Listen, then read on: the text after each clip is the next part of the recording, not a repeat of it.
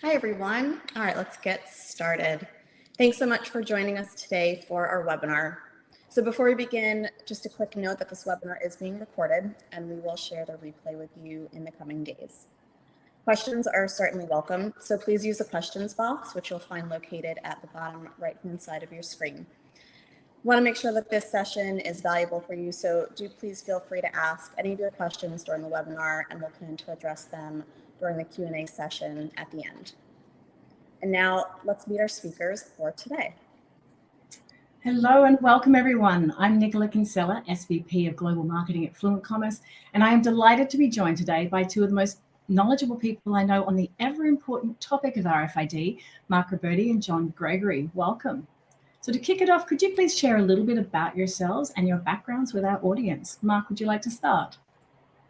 Sure. I'm Mark Roberti. Thanks, Nicola. And I am the founder of RFID Journal. I started the RFID Journal website 21 years ago and built it into the largest source of news and information about RFID technology.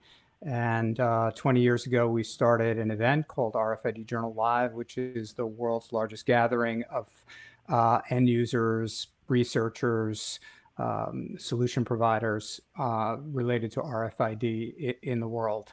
And in 2022, I retired from RFID Journal, and I now have a consulting company called RFID Strategies, and I help end users deploy the technology successfully, give them advice on what they should do, what they shouldn't do, and how they should use RFID to benefit their businesses. Thanks, Mark. Jon? Yeah, thank you. It's so good to be here with you all, and especially with Mark Roberti, because Mark really has been very central to the industry. I've been involved with the RFID technology since 2005, started in the aerospace industry, having to deal with manufacturing jet engines and tracking government tooling and things like that, and then moved into the apparel and gender merchandise space. So I deployed RFID solutions for about 13 years before joining GS1 US, which is really a dream job for me because I get to focus on the RFID technology and its standards, specifically in the United States, but there's a global reach to it.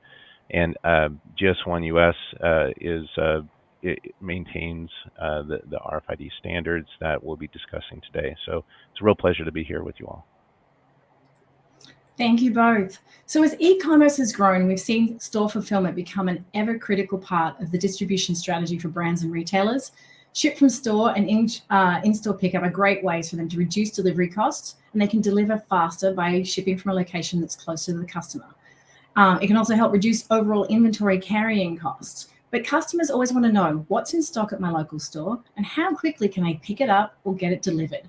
And you can't provide these kinds of strong promises around accurate delivery and pickup estimates unless you know what inventory is available across your network of locations.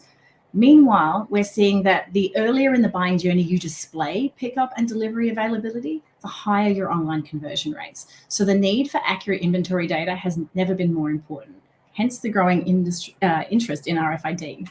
But before we dive into best practices and use cases, Mark, can you share a bit about what exactly is RFID and why should brands be paying attention to it, especially now? Sure.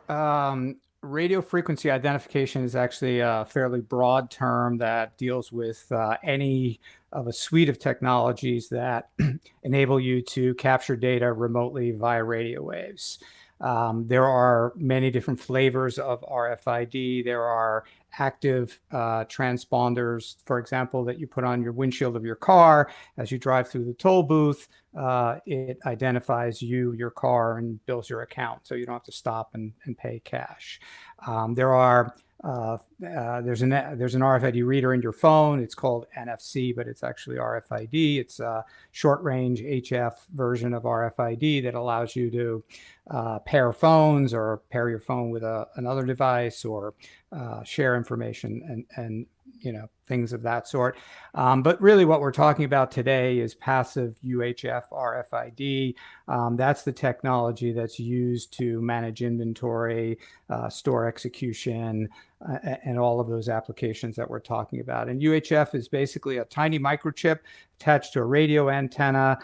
It's got no battery. It's very cheap. It's disposable. So you can put it on anything pretty much that's manufactured and track it through from the time it's made. You track the object through the supply chain to the store. And once it's out the store, you can disable it and the customer can then have their product. So it's just a very simple device. It's got a serial number in it, can store a little bit of extra information, such as what store it should be shipped to or whatever. But basically, very simple device, very inexpensive, but very powerful in its capabilities. That's great. Thank you. So what's the state of the market? Who wants to jump in first? Where are we at today? John, I'll let you take that one. Okay. So I would say that the apparel and general merchandise industry has been one of the leading users of RFID as far as from a tag quantity perspective. I believe about 20 billion RFID tags were produced in the year 2020.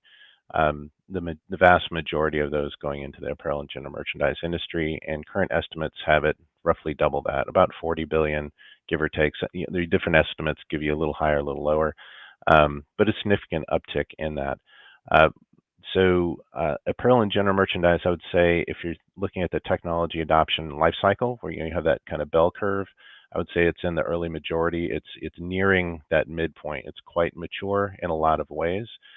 In part, you can see there are certain, for example, Walmart, several years ago, ramped up their program. Given the size of that organization, that's been really significant, and they've expanded beyond just apparel into other categories of products as well, with great results. It's interesting to see, say, food service is very keen to leverage this, in part because of the regulatory horizon, and also just basically the benefits of traceability and consumer safety as well, and different elements with regards to avoiding waste. So first expired, first out rotation, very interesting and very valuable. So why not reduce or completely eliminate food waste? That's really compelling, right? So in a similar way, also pharmaceutical and medical devices have similar regulatory and type of data requirements that relate to product identification, identifying, say, a batch lot or expiration date, things like that. So I would say generally the categories are aerospace has had its own set of value propositions, and it's been one of the early adopters. Apparel and general merchandise has been at the lead of adoption, and then following that is the food space, specifically food service, and then also pharmaceutical medical devices. But Mark, I don't know if you want to add to that or have other perspectives. Sure. I would just add that if you look at every industry, regardless of what it is, there are some companies using RFID in some pretty significant way. The laundry industry, for example, has been using RFID for 2 decades. The ski industry, your ski lift pass probably has an RFID transponder in it today. So there are many applications. I think what makes retail, and particularly retail apparel, unique is that there's a common set of problems. We have trouble managing our inventory. We have trouble getting the items on the shelf when the customer wants it. And we're dealing with a very complex set of inventory. We have many SKUs to try to manage. So one shirt may come in 5 colors and 5 sizes. That's 25 unique SKUs. Other industries, such as manufacturing, there's a lot of use, but there's not necessarily the same commonality, because manufacturing is much different. If you're making tires, that's much different than making chemicals, which is much different than making airplanes. So there's not quite the same common set of applications as there are in retail. And that's part of the reason why retail is driving this, is everybody's really got the same issue that they're dealing with. So what then is the role of RFID when it comes to inventory data accuracies, and what are some of the challenges it overcomes? That's a big question, and we could spend the rest of the webinar talking about the answer. But the essential situation, as I see it, is we've had 50 or 70 years of information technology advancement, and up until the advent of the barcode and now RFID, most of the development has been dealing with the digital world, things that happen inside a computer. So you have sales projections and you have sales numbers, and you put those into your computer and you analyze those, and you come up with something that's useful. One just a silly anecdote. I was at NRF, National Retail Federation show one year, and this gentleman was showing off Watson, the supercomputer. And he said to the audience after going through his demonstration, he said, "Would anyone like to ask Watson a question?" And I said, "Sure." I said, "How many?" I pointed to a rounder with about 60 shirts on, and I said, "Can Watson tell me how many shirts are on that rounder?" And the guy said, "Oh, that's not a fair question. It's not a fair question." And I said, "Why is it not a fair question? I mean, he's so smart, it can't even tell me a simple answer." And my point that I was trying to make to the people watching this is that computers don't know anything about what's going on in the real world. And so you can't manage things as effectively as you can manage data that you have inside a computer.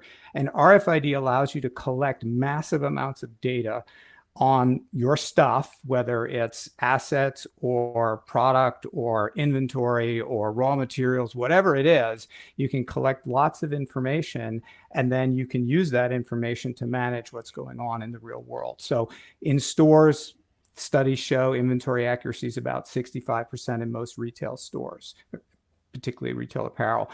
In many cases, the Auburn University lab has found that with some categories, it's as low as 35%. That means 65% when 65% of the time when the customer comes in, they don't find what they want.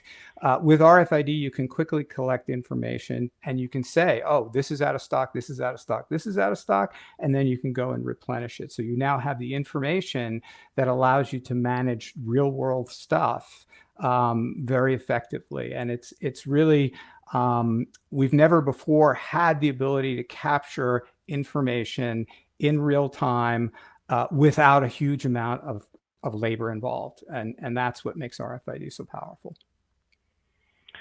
And if I can add to that, totally agree with what Mark's saying. Just to put some numbers out there for you, to give a sense of context to somebody who may not have been around the technology. Back when I was a solution provider, one of the implementations that I managed had a group of people cycle count about 100,000 items in a store. And this was actually their first time. I had just trained them up. We had just tagged up the store.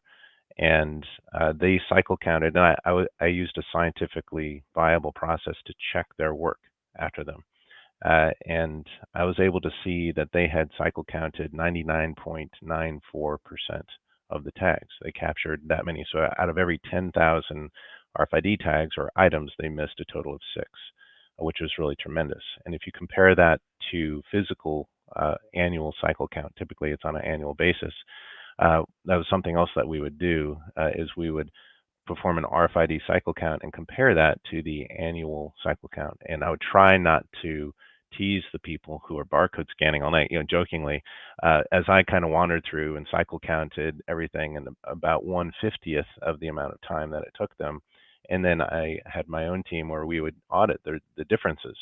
What's different between what the barcode-based cycle count produced as opposed to the RFID-based, and we would see the RFID was correct 100% of the time. So the speed is really tremendous as far as the ability to capture highly accurate data very, very quickly. And it's interesting to talk about the cadence as well, which maybe we'll get to later in this discussion. But it's interesting that this really, the unlock is the ability to capture this data very, very quickly and accurately, and that has a tremendous business benefit. We talked about, say, omni-channel. So just to drill down on that a little bit, if I, as a retailer, if I'm not certain of my inventory accuracy, let's say I'm at 60, 65% or or maybe lower, what have you, then I'm not necessarily going to market everything that I have in my inventory online. I might be concerned about disappointing customers, and so I might have a safety stock and say, oh, I'm only going to market things that I have at least 2 or 3 or however many that my perpetual inventory system says I have. Well, that now reduces the amount of things that I can market online, and it reduces my ability to sell to the last unit, and it drives my markdowns, right? Whereas if I can now have better inventory accuracy, I can sell to the last unit, and I can increase my top line sales and reduce markdowns, as well as reverse logistics that might relate to taking product that I never did sell and trying to reconsolidate that. So that's a reduction of waste at that level as well. No, thank you, John. Yeah, Appreciate it. we've done Go some ahead. case studies of retailers who got a return on investment just from the additional online sales they got from being able to show more inventory. Because in many cases, you're limiting whole items. We only have 3 left of these. Let's not show them these. Well, if you can't see the item, you can't buy them. I mean, that's plainly obvious. So, there's a return on investment just from that simple one simple application of RFID, just showing more inventory to your customer online. Speaking of buying, there's also the replenishment aspect. Mark, we talked previously about frozen inventory. Are you really able to describe that situation and how RFID can overcome it? Yeah, sure. So if you have a trigger at 3 items, you say, okay, when we get down to 3 red medium shirts, bring out more. But let's say your inventory is at 4 in the system, but 2 have been stolen. So you actually have 2. So you can't get down any lower because there's only let's say 3 are stolen. There's only 1. So the inventory is essentially frozen. You're not going to get to that trigger point because there's not inventory there to sell. So the system thinks you have 4. You don't have any, and now you're not replenishing that item because the system thinks you have 4. So if you have an RFID system, you go out and you take inventory with a handheld, and you, as John was just saying, it's 50 times faster than doing barcodes. You simply walk around, you say, oh, there's none of these items, and it's real time and it's accurate, and now we have to replenish this item. So it's critically important in terms of getting rid of those frozen inventory items, and often those are hot sellers because people are stealing them for a reason. They're hot, and you're running low because people want them. So definitely a good application, and just one of the many ways in which RFID improves store execution. And just to riff off that a little bit. So if you say, well, what's the value of that? Is that, let's say it's a $20 item, or that you detected was frozen, right? And so now you detect that it's frozen, you replenish it.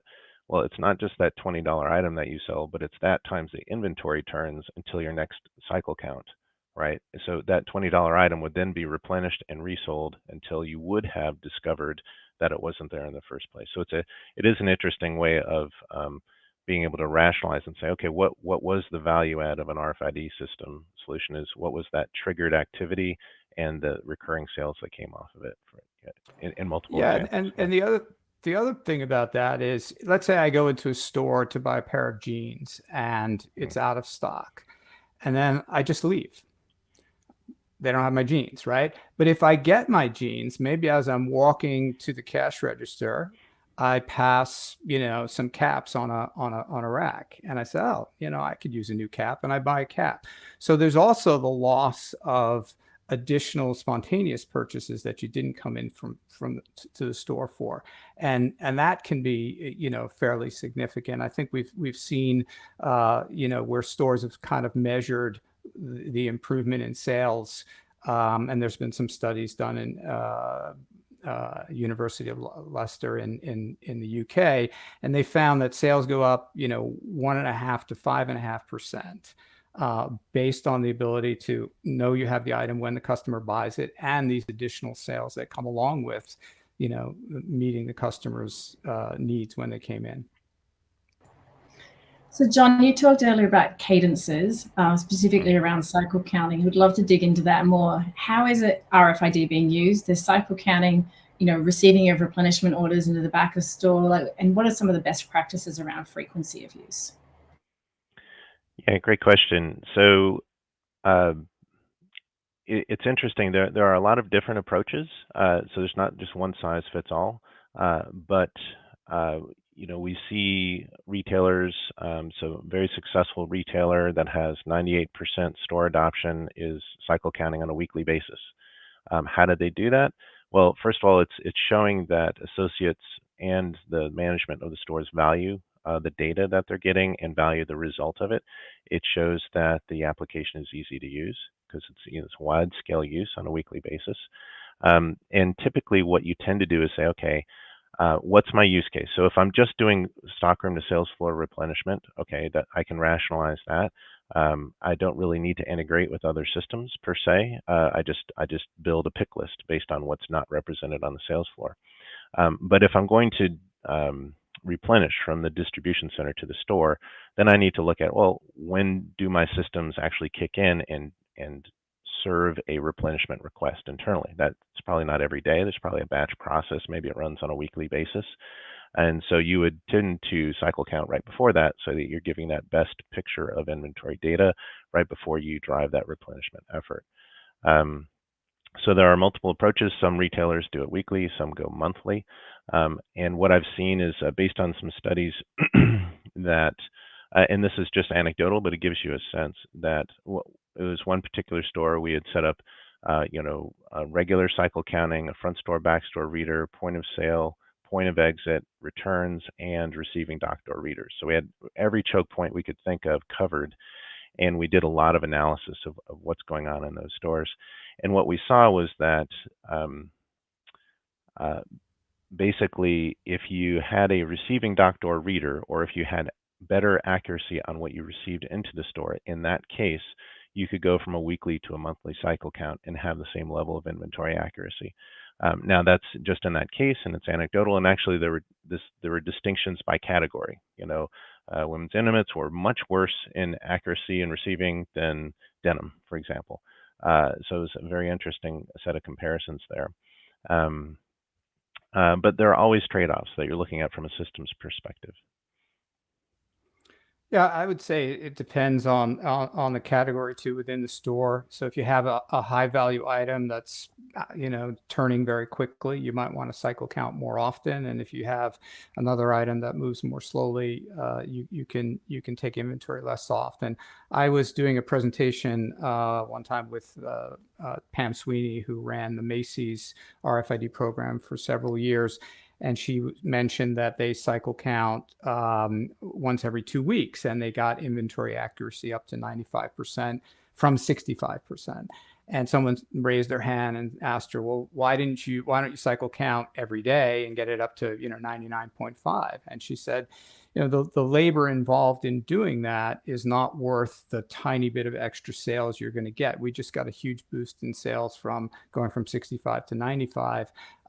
There is potentially a little bit more to squeeze out of that, but do you really want to put that much labor into getting that little bit of juice that you're going to squeeze out of the inventory? So I think companies will experiment and see as they use the technology how often they should do it. Getting to 95% or 96, 97% usually is good enough. Speaking of labor, so there's different types of infrastructure. There's the fixed infrastructure and there's handheld readers. What are the differences in terms of how they consume data, the accuracy differences, strategies for using them, and operational challenges? John, you want to go? Yeah, I'll go first. So it's really interesting. Handhelds are very versatile, and you're reliant on somebody performing this work, right? And it gives you a feedback loop whereby you can show somebody, hey, I expect you to read these many tags and you're at 80% or 90%. And so that there can be a feedback mechanism, or a gamification can occur. Hey, I see that you've gotten these categories, but not those categories. And so handheld cycle counting makes a lot of sense. Doing that in a stockroom or sales floor environment because somebody's mobile, they're walking around, they're collecting the data. But handhelds, you would tend to not use that, say, in a distribution center environment because you're looking for more systems automation. So there you're talking about tunnels or gateway readers or different things like that that would just be always on and not dependent on human interaction because you have such a large systems approach there. Also, say a receiving dock door. So one of the benefits of saying I could have an integrated solution so that the door opens, there's a little magnetic switch on the door. That magnetic switch tells the reader, hey, the door is open, turn on, and the reader turns on. And now the reader is capturing all the data of the items that are being received at that point in time. And that's a nice example of you're not relying on somebody to have to remember to go grab a handheld and perform a receiving function. So that can vary based on the criticality of getting that data, the reliability of associates and availability of people to be able to conform to what you want them to do. But ultimately, I would say handhelds are the vast majority of elements that have been used. And we're talking about omnichannel here, right? So item locator-based picking is a really tremendous benefit. And that's something that really gets associates excited about the technology. It turns a difficult task into, frankly, a fun task where you're not sure if this thing's even here. If it's not in the bin location that it's supposed to be, I don't know, maybe I'll look around. But if you have this kind of Geiger counter-like function in the handheld, it'll beep and it'll beep faster and louder as you get closer and closer to the item you're looking for, which is really, everybody wants to save time. Nobody wants to, invest in, their time into doing mundane activities. So I would lean towards that. It's interesting that some approaches have been to say, let's do an eye in the sky type of approach, right? Where we have a fixed infrastructure over a larger area. And that historically that's had certain challenges with the tag performance. Can the tag be read from that distance, if you will? And it's interesting to see that technology has developed a fair bit in recent years, and I'm interested in seeing the viability of that moving forward and a more broad adoption. But Mark, your thoughts? Yeah, I think that a lot of companies gone with handhelds to take inventory in the store because it's a much less expensive option than installing readers in the ceiling, wiring those, and all of that, and maintaining that infrastructure. There's also disruption to the store, and how does it look, and so some of those issues. And the people who provide those overhead readers for the store are working to resolve those issues. I think the biggest problem, though, is it's very difficult to read tags if, for example, you have a stack of shirts and the tags are, one on top of the other. And so when the energy is coming down from the ceiling, the tag on top is blocking the tag underneath and the tag underneath that. With a handheld, you can walk by and you can fluff the inventory a little bit. You can move it. RFID, the UHF RFID works really well when things are moving. So if you pick up an item in the store and you start walking with it, it'll read 100% of the time. It'll catch it at some point as it's moving. But as it's sitting there and there are maybe things on top of it, it becomes a little more challenging. If there are metal shelves and your inventory is under the top metal shelf, you're going to have a little bit of a problem. And so I think stores would like to move towards fixed infrastructure eventually, if it's affordable, and if these issues can be addressed. And the technology is improving rapidly. I think the overhead readers have improved over the last 5 years, but I think they haven't gotten to the point yet where they're an inexpensive enough alternative to handhelds, which work so well and are relatively inexpensive. Thank you. So which product lines does it make the most sense for, and how has that technology evolved, and are there still challenges with certain types of products? Well, I would say it works on all products, and it makes sense for pretty much all products. If you have a $5 shirt, you may say, well, it's not worth putting a tag that costs 4 cents on a $5 shirt. but in fact it does.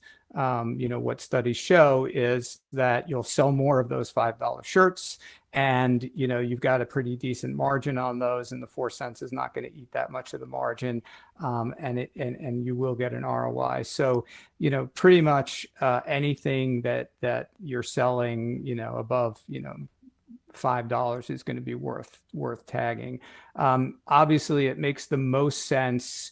If I were advising a customer, I would say, look at the products that have high margins and that move quickly and have complex inventory. So for example, jeans is one of the products that folks have tagged very early on. You have different sizes, different waists, different styles, very complex inventory. And if you don't have my waist size, but you have my style and my inseam, I don't care. I'm not buying it. So it's very important.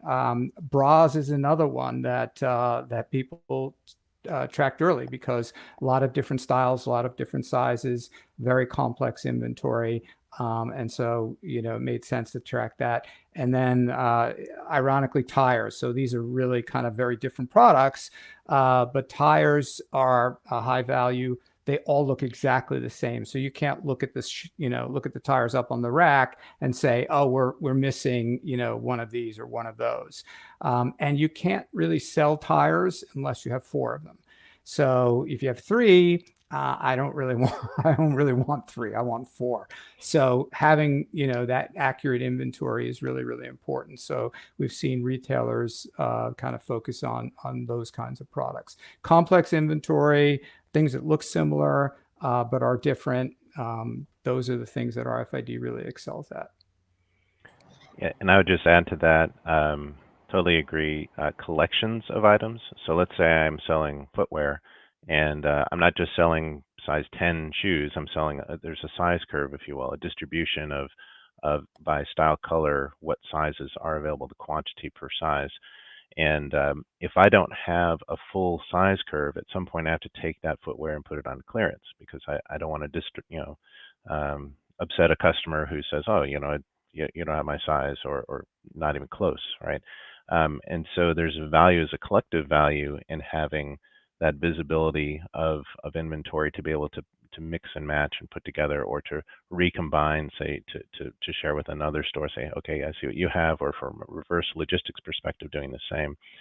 The other thing I would say is that health and beauty items tend to be a little bit smaller, and so the real estate and availability tends to be more of a challenge. It definitely exists, but that's been a lagging element. But I think it's also an interesting category from the perspective of being able to capture batch lot or expiry information, because in some cases you do need to manage that, and that can be a highly manual process. And so being able to put that data into the RFID tag, there's a new tag data standard that came out about a year ago that makes it easier to capture that data and encode it, so that you can say, I'm only looking for things that are expiring today or tomorrow or next month or what have you. And so it's a great tool for managing inventory. Yeah, and you mentioned, things that are hard to tag, and Jon brought up health and beauty. So lipstick, very tiny, often metallic in design. So putting a tag on that can be somewhat challenging, and you don't want the tag to make the item look ugly. So that's been a challenge. But a lot of people have this misconception that's 10 years old, that you can't tag metal products. That's absolute nonsense. So, Marks and Spencer's tagging pots and pans. I think Walmart's tagging lots of metal items. So you absolutely can tag metal items. You can't use a simple label and just stick it on. You need a slightly different tag, maybe slightly more expensive. But you absolutely can tag pretty much anything. And the industry has come up with tags for lipstick and tags for jewelry and pretty much any item that you would want to tag. So those are kind of misconceptions that remain out there and are often propagated by stories in the mainstream business media. Thank you for clearing that up, because I definitely have heard stories like that in the past myself. So where does RFID data then fit into the overall architecture? What is the typical sort of data flow? What kind of systems are consuming RFID data? Yeah, I can start, Mark, if you want. So the data encoded into an RFID tag, if you're following GS1 standards, which I would say the vast majority of apparel and general merchandise implementations are doing, that encodes the same data that's in the UPC barcode, which is known as the G10 or Global Trade Item Number. That's great because you already have a unique product identity that stands on the shoulders of that UPC barcode value. And so that entire global infrastructure of GS1 member organizations and prefix assignments and all that ensures that you have unique product level identity. And then what's added to that is a serial number. So now you have unique instance or item level identity that's built upon that. So that is your data element there, and it's very convenient because you already have a host of systems, legacy systems and otherwise, that key off of that UPC data, that G10 data as well. From an implementation perspective, what I've seen is that there's kind of a pathway that implementations follow that go into deeper and deeper levels of integration. So for example, if I'm a solution provider or I'm a retailer and I'm standing up a solution, I tag up a store, I put RFID tags, using the UPC barcodes on the entirety of the stockroom and sales floor content. And then I flip the switch, the system's running, I cycle count the sales floor and the stockroom. Right away, I know what's not represented on the sales floor. I don't have to integrate with my legacy systems to be able to drive a pick list and increase top line sales. Great.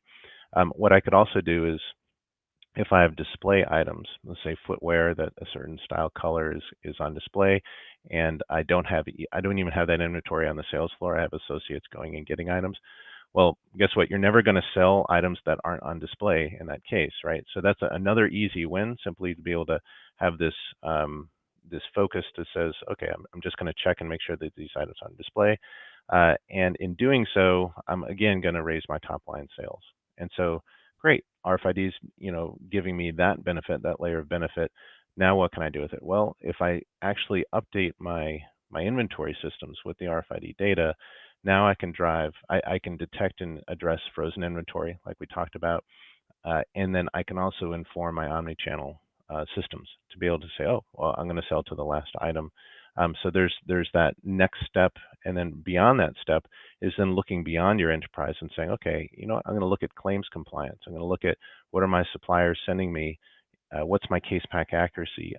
That's a real significant issue that's out there, and there are a number of companies that are moving the needle forward with regards to piloting and putting into production means to automatically capture item level data assigned to cases, and being able to drive that that feedback loop to either avoid claims or to automate the processing of claims. And it goes from there. There are other consumer-facing elements such as conversion in fitting rooms or smart mirrors or things like that that are out there. But there's a general flow of greater systems integration that I see out there. Yeah, I would agree with what Jon says. First, on the standards, absolutely critical. To be using the standards and linking that to your item data. There is the potential to use the store inventory data much more efficiently. So, as Jon mentioned, with conversions, companies are tracking this item was brought into the store, into the dressing room 10 times, sold 5. This other one was brought in 10 times, sold 1 or sold none. What's the issue with that one? Why is there a problem there? So you can identify outliers. Secondly, you can improve your merchandising. If items are not selling, are they not selling because they're not, customers aren't interested, or are they not selling because there's frozen inventory or they're out of stock frequently? RFID actually got a big leap forward in 2000 or so, when Kevin Ashton, the founder of the Auto ID Center at MIT, was managing a lipstick brand for Procter & Gamble, and he kept going into the store, and every time he went into the store, it was out of stock. and they couldn't identify that particular shade that was out of stock because you have these complex little, display units. And so he was looking for something to solve that problem. It looked like it wasn't selling that well, but in fact, it sold out very quickly and then it wasn't being replenished. And so it looked like it wasn't selling as well as it really was. So that's a big issue. And then I think as things progress, as we start tagging more and more at the source, you're going to be able to communicate information back to the supply chain to say, hey, look, this item that we thought was going to sell 100,000 units in a month, already sold 250,000 units. We'd like you to guys start ramping up, to be able to supply more this summer before the season ends. So I think that's going to be a big thing that's going to come down the pike later on. So what are some of the hidden benefits then of RFID, things that maybe people aren't thinking of? Mark, I would say go ahead. Wherever you're touching the product and particularly counting the product, there's going to be benefits. We had a speaker from Marks and Spencer come and do a keynote at RFID Journal Live one year, and he put an illustration on of his supply chain, and there were 23 points in the Marks and Spencer supply chain where he saw RFID delivering benefits, and he said, "We didn't show this to the CEO. We only showed him 2, because if you go to the CEO and say you're going to get all these great benefits, all of it," they're going to say, that's nonsense. I don't believe it. And so, in fact, one of the problems with RFID is it does so much. When you go to the CEO and you say, well, sales may go up 5%, they go, get lost.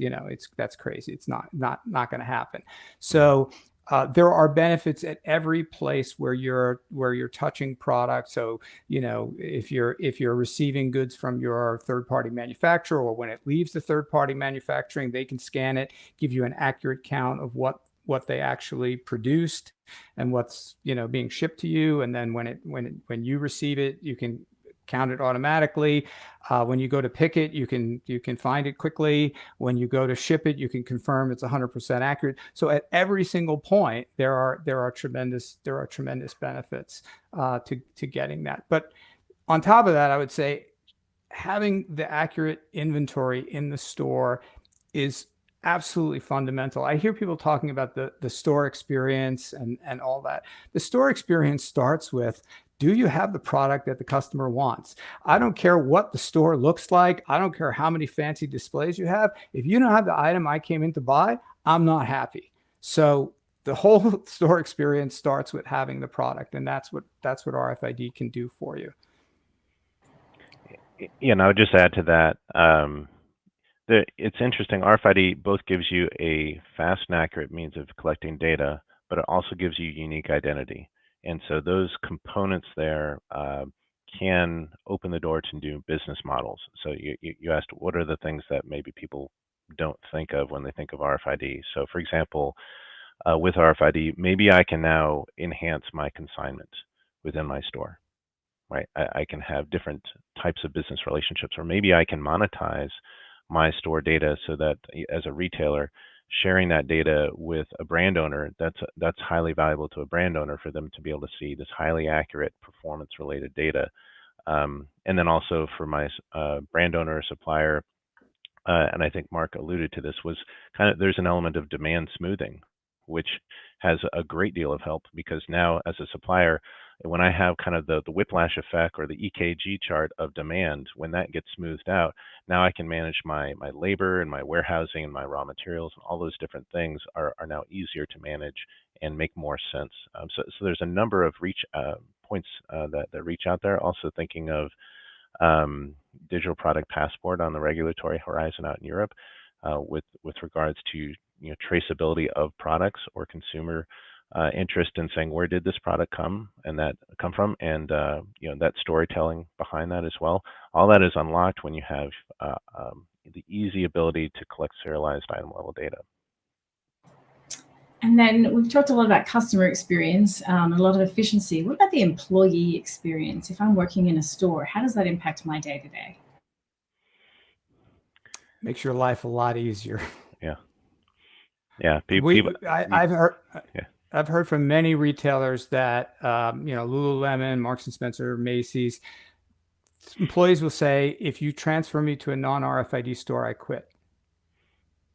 It's very, very common because it just makes your life so much easier. Oh, customers looking for this, data, the inventory system says we have it. I can go find it, as Jon was talking about with the Geiger counter. So I walk around with a handheld and it beeps louder as I get to the product. I need to take a cycle count. I don't have to sit there for 2 hours, counting how many, medium-sized this we have, just 2 seconds and it's done. It just makes life a lot better for the workers in the store.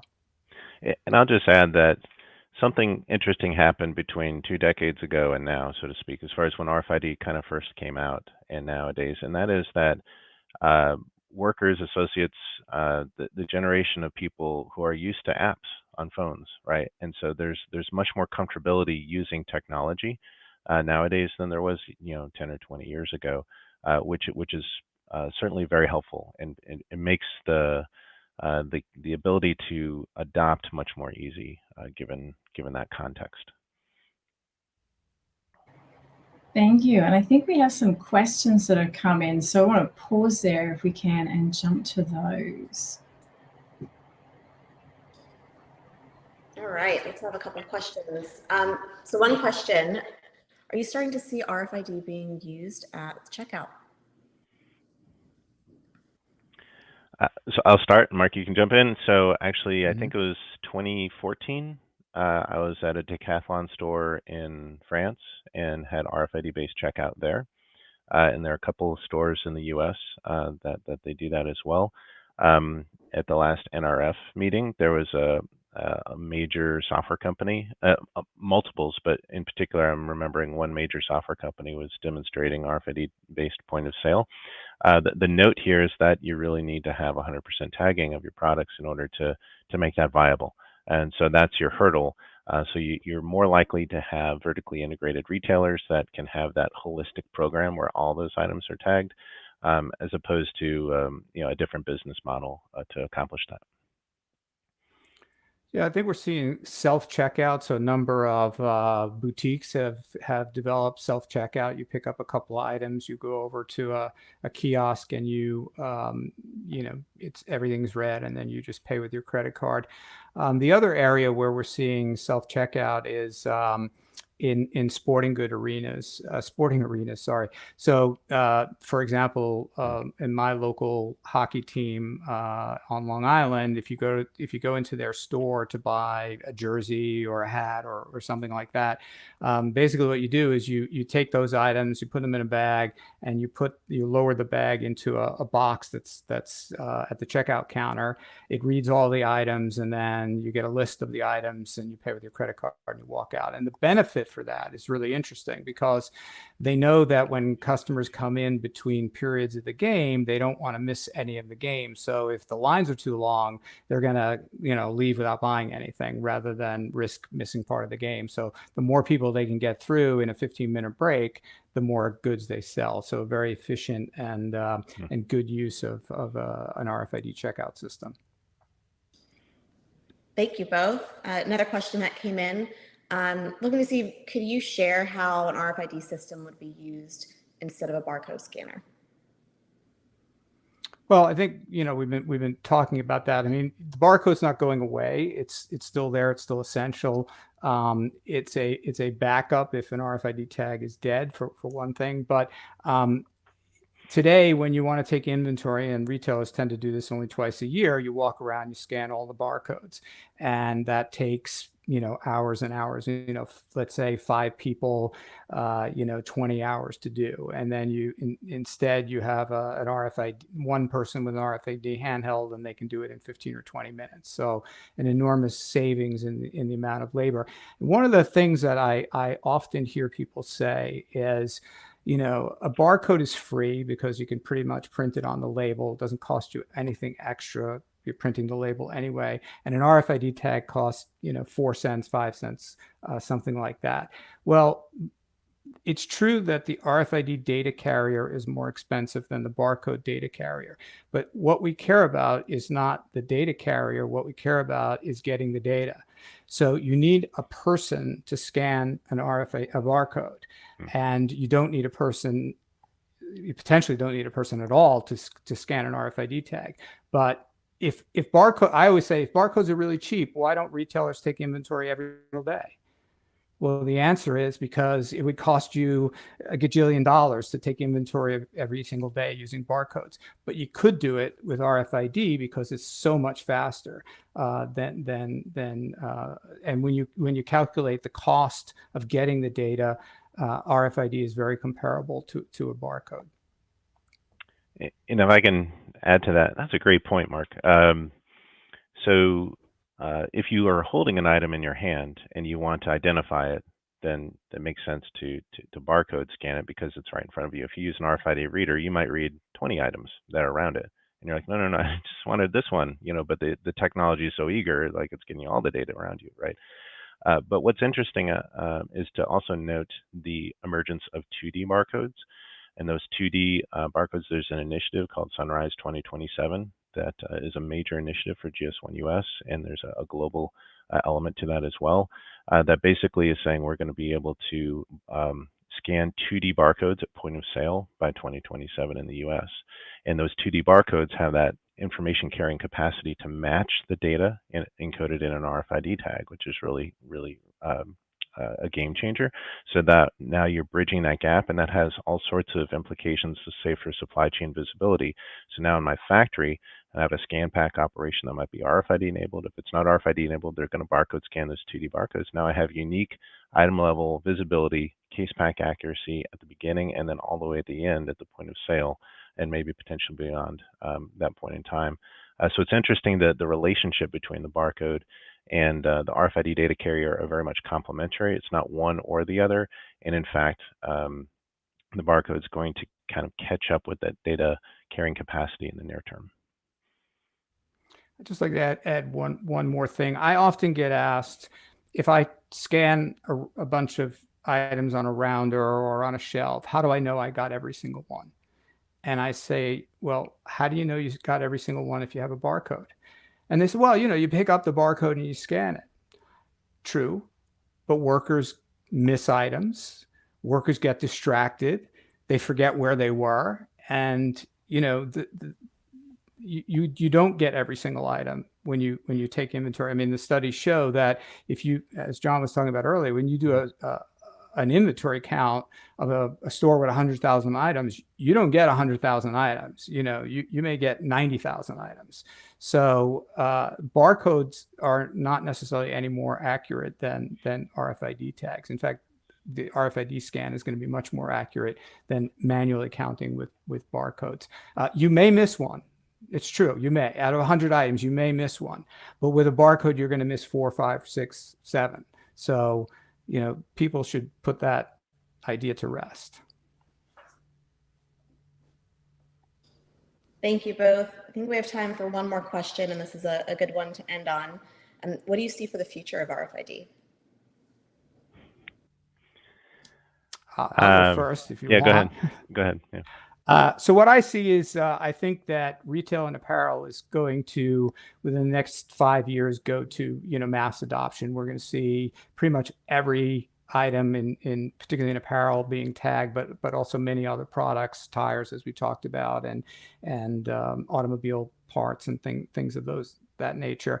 And I think that is going to be fairly transformational for the RFID industry, because the truth of the matter is that most CEOs have never seen RFID in action. And the technology's been around a long, long time, but I've shown videos to people of someone taking inventory of, 1,000 items in 15 seconds, and they just can't believe it. So imagine, you're the CEO of a chemical company, and you own 1 million returnable transport items to carry your chemicals to where they need to go. And you're in the store and you're buying a new suit or a new dress or whatever it is, and you see some kid come out and take inventory of 10,000 items in 5 minutes. I think that's going to be transformational. I think a lot of CEOs are going to say to themselves, wow, I got a lot of items I would like to count, that quickly. And so I think it's going to jumpstart adoption throughout, other industries. And not that other industries aren't using it. It's been a very piecemeal approach, and we haven't really seen a very strategic approach in most other industries, as we've seen in retail. So I think, as fast as RFID is growing today, it's just the beginning of how fast it's going to be growing.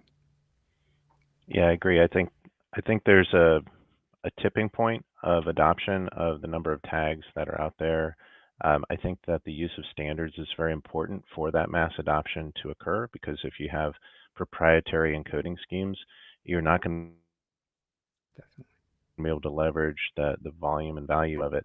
But I think with that tipping point, you get these larger and larger players entering this ecosystem, these larger solution providers that are attracted to more novel uses of this technology, and it could kind of jump out of the swim lanes that it's been in and have really interesting forward-facing elements. I've been thinking a lot about smart appliances recently, be it in industrial setting or in a food service setting and things like that, and the different data sources, both on tag and openly available data that relate to products, where those things can come together and produce smart, scalable solutions that have positive feedback loops with regards to mass data sharing and ingestion and whatnot. So I think it's a very bright future for the technology. And one of the things that motivates me is to try and ensure that standards are used so that the most beneficial future is available, that it can truly scale up.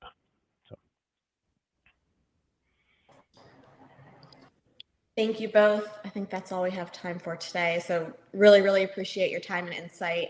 And thank you to everyone who attended. We'll send out a recording of this webinar to you in the coming days. And I hope everyone has a great rest of your day.